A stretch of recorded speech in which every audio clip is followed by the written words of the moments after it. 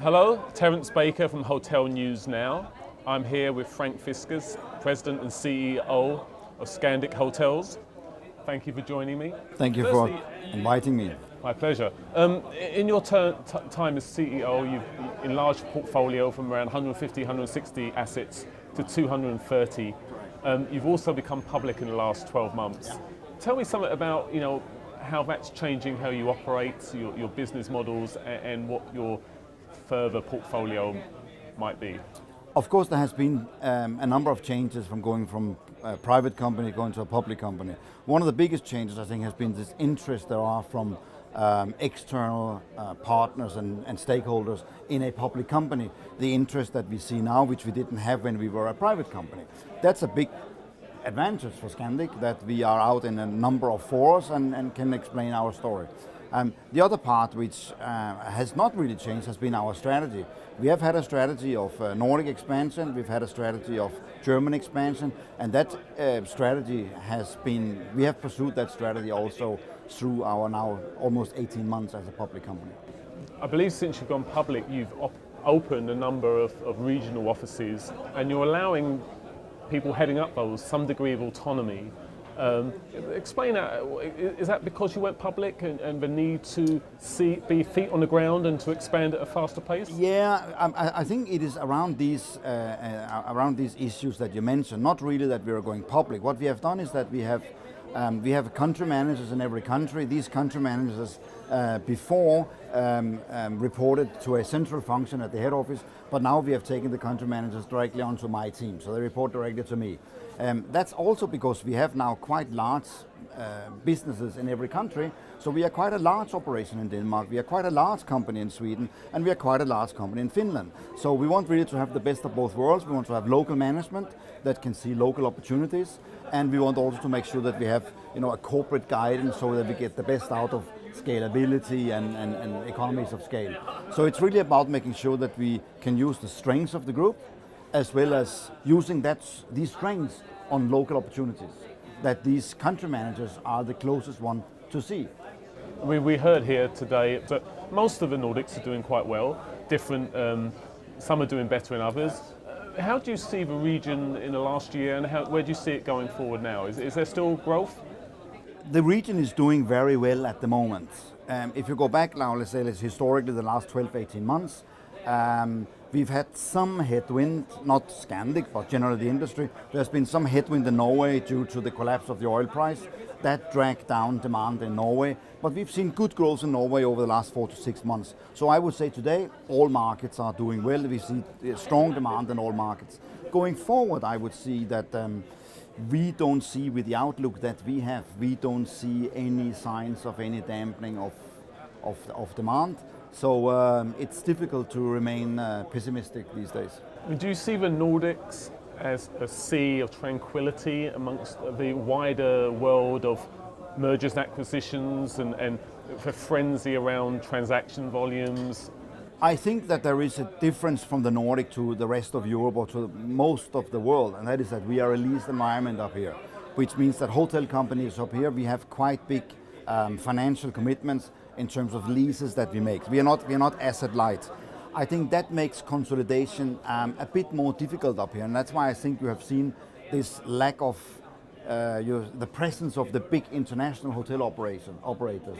There's a very little presence from Marriott up here, there's a very little presence from Hilton. It's mostly dominated by local operators. So I think their appetite for big global hotel companies to acquire something in the Nordics, I think that appetite is not really very big due to the financial commitments that we have on the lease model. So even though you might be safe from the big predators, you can't be still and not continually evolve. No. I think we see that as an opportunity. I mean, we see that as there's a very high, relatively high barrier of entry into the market, which we see as an opportunity, which means that us, the local operators, we can roam here kind of by ourselves.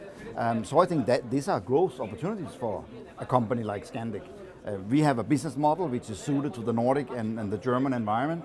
We now are also looking at German expansion. So I think this lease environment that we have up here that's an opportunity for us. And obviously in Germany, another least-dominated Yes, country, correct. that's an obvious place for you to Correct, go. Anywhere else in Europe? I mean, No, it is Germany. We have said that that our focus area outside of the Nordic, it's Germany. Scandic has always been good at getting a good business out of a strong presence in a limited geography. So we really get scale of, economies of scale out of the business. And so we are building and developing new hotels in Germany to get a good business in Germany as the next home market. and this will be the big 7 and the gateway cities Yes, in Germany? that is the start. That is the start, and then we would move out to secondary or tertiary cities, as we get more presence and we get more traction in the German market. We have 3 units now in Germany that they're doing well, and that has given us appetite for more. And one of your biggest prizes of late is the Grand Hotel in Oslo. It's a jewel. How did that deal come about, and what's it mean for a company? And presumably it won't be tweaked too much. No, I think it came about with 2 reasons really. One, I think, is the relation that we have with Pandox and Eiendomsspar, which are our biggest real estate partners and have been that for many, many years. And I think that it shows the strengths that we got these 8 hotels from Pandox and Eiendomsspar. Grand Hotel was one of them. We got these earlier this year on lease contracts and are taking them over. So I think that is seen as a strength of a sign of confidence, I think, from Pandox to Scandic. Then the other thing is that we have opened last year something we called a new, you can say, in our top tier of the portfolio, something that we call signature hotels. And we opened one in Stockholm last year, the Haymarket. Very, very successful, and I think that gave us an appetite and say we are able to run these very top tier hotels, and Grand Hotel is such one and will be part of our signature collection. So it's really the relation with Pandox and the self-confidence that we gained by the opening of the Haymarket. And it allows you to tweak your product Yes, to take advantage of customer needs. It is really, Terence, it's trying to get the best of both worlds.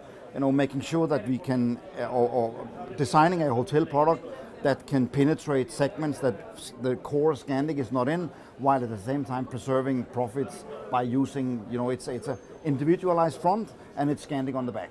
So lastly, you're riding off into a sunset in a couple months. Any plans or this? No, it is really a retirement. I know I'm privileged and we are able to retire relatively young. So on 1st of August I'm retiring.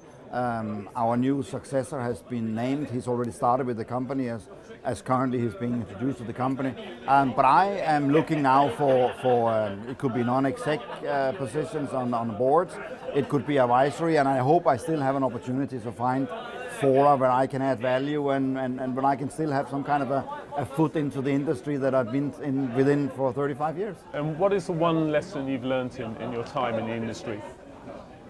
I think it is how, especially as a CEO, I would say, which I've been for the last 10 years, and that is how important culture is. I'm really fanatic about culture and really fanatic about people, and how you only get as a company, you really only get as good as your team. So people and culture, how really important that is, and how, especially as a CEO, how you are really a custodian and a guardian of that culture. So apart from the labour issues, and Britain is going to have a problem, we all think, coming up with Brexit and getting the right people into the right jobs. Apart from labour, what are the other challenges that the industry is facing? No, I think really in the environment that we are having at the moment in the Nordics, I don't think really there are a lot of challenges and there are a lot of threats.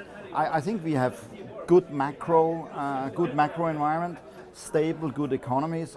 I think there are good drivers in the economies that will continue for a while or for the foreseeable future. So I don't really see any. I mean, one should never relax and lean back and say, nothing can happen. But I think currently we are sailing in very good waters. Well, we very much appreciate your time. We hope to see you contributing to the industry you obviously love. And from a Nordic Hotel Consulting Conference here in Copenhagen, Frank Fiskers, thank you very much. Thank you very much, Terence. Thank you.